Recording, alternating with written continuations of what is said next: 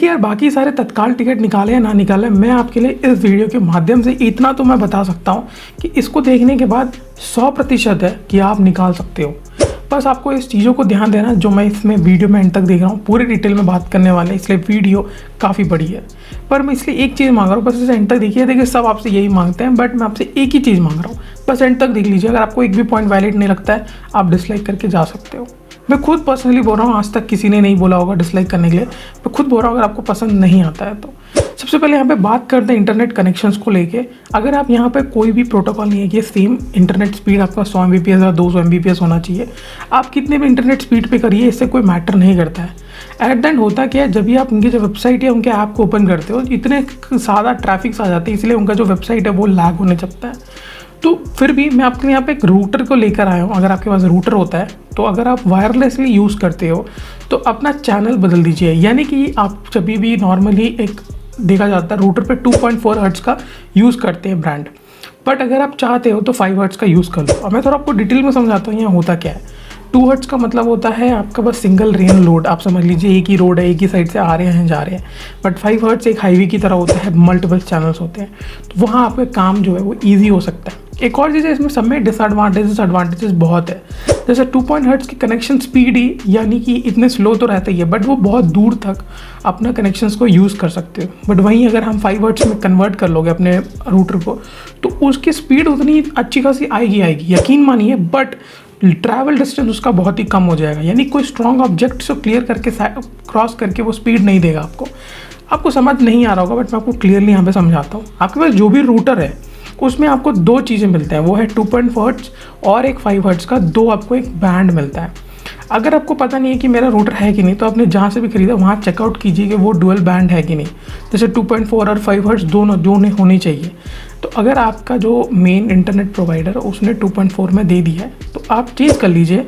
आपको कुछ नहीं करना, रूटर के पीछे आपको IP एड्रेस देखने को मिलता है और पासवर्ड सबका एडमिन होता है, सबका डिफरेंस होता है जैसे जैसे आप रूटर लेते हो। जैसे TP लिंक है, D-Link है, टेंडा है, नेटगियर है, इट्स टोटली डिपेंड रूटर पे।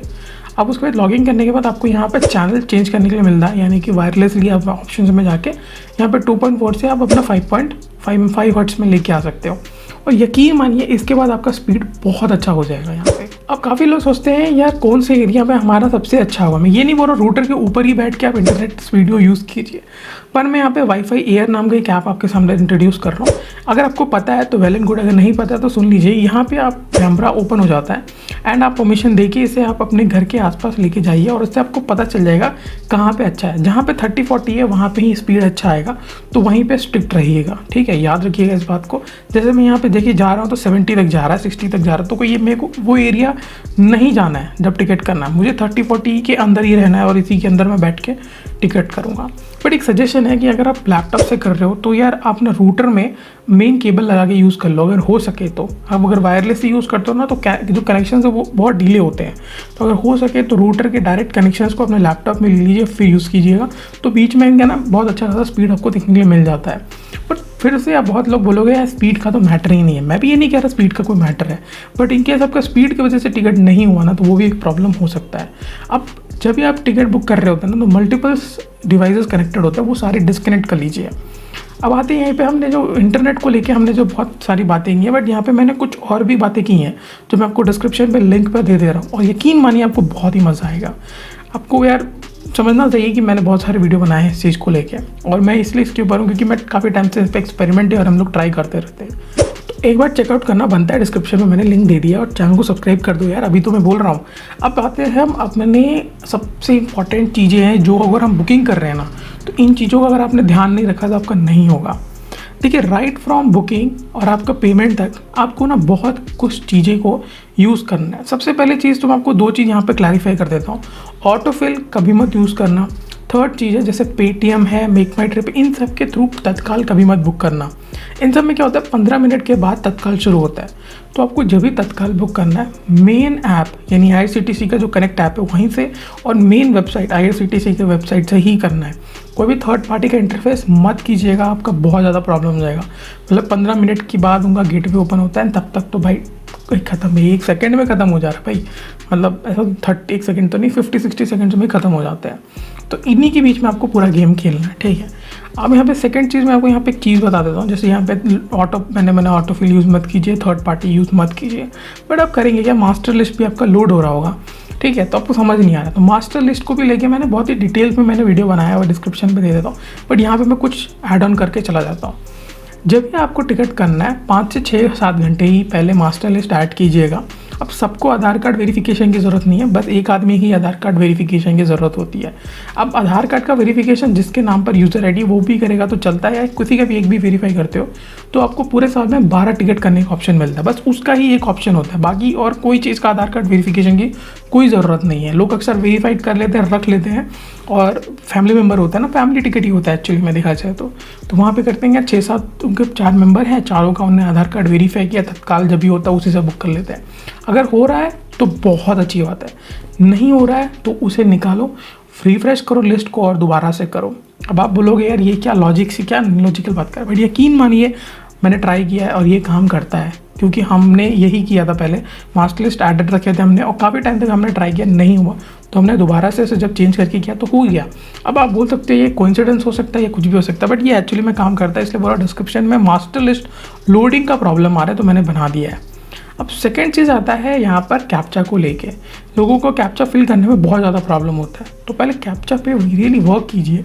आपको एक एक वर्ड समझना, आपके एक गलती की वजह से री कैप्चा रीलोड ऑफ कैप्चा आपके पेमेंट टाइमिंग को एक्सटेंड करेगा, तो कैप्चा को लोगे तो आपको ही क्लैरिफाई करना है। अब देखिए यकीन तो मैं जानता हूँ यार ये बहुत बड़ा प्रॉब्लम है यार, IRCTC से इतना पैसा कमाता है गेटवे चार्जेस या कितने सारे मल्टीपल चीज़ों से, पर फिर भी ये लोग अपने ऐप में ना ऐड रन करवाते हैं, जो सबसे गंदा लगता है मुझे। बट अब ये चीज़ याद रखना, जब 11 बजे टिकट होता है तो ऐड उतने नहीं शो होते हैं काफ़ी जगह पे। अगर आपको ये देखा नहीं होगा नोटिस, तो आप एक बार नोटिस कीजिएगा।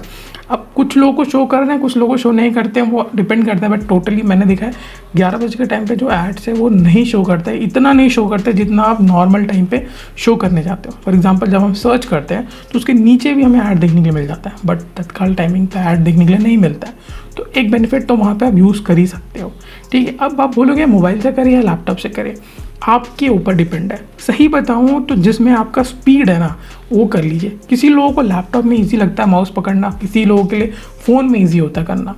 अब आप दुनिया को देख के नहीं चलना है कि भाई दुनिया में भाई सब लोग लैपटॉप से कर रहा है तो मैं लैपटॉप से ही कर लेता हूँ या डेस्कटॉप से कर लेता हूँ, नहीं। आप किस चीज़ में एक्सपर्ट है, अगर आप फ़ोन में एक्सपर्ट है, फ़ोन में आपका जल्दी जल्दी हाथ चलता है, फ़ोन में करके देखो यार, लैपटॉप में चल रहा है लैपटॉप में देख के चलो।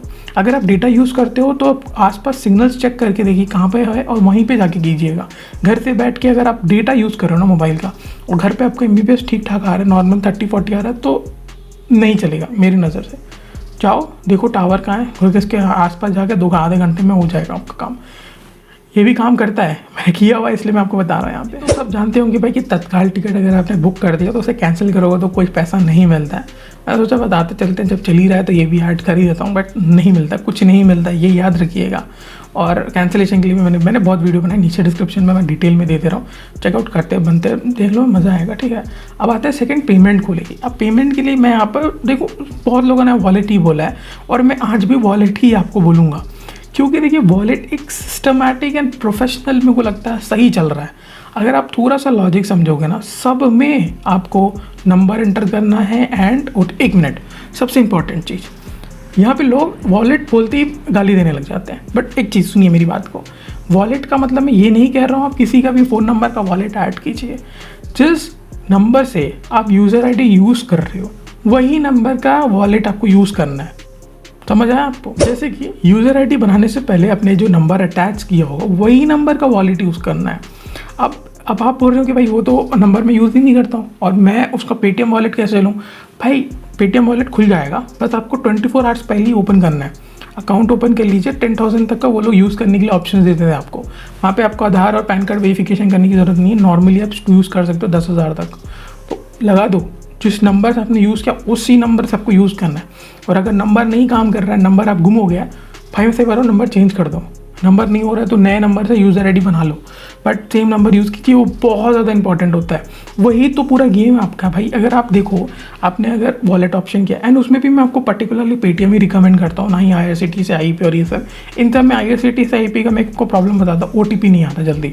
फ्रैंकली मैंने यूज़ किया, मेरे को तो OTP का बहुत इशू लगा, इसलिए मैं आपको ये चीज़ें बता रहा हूँ।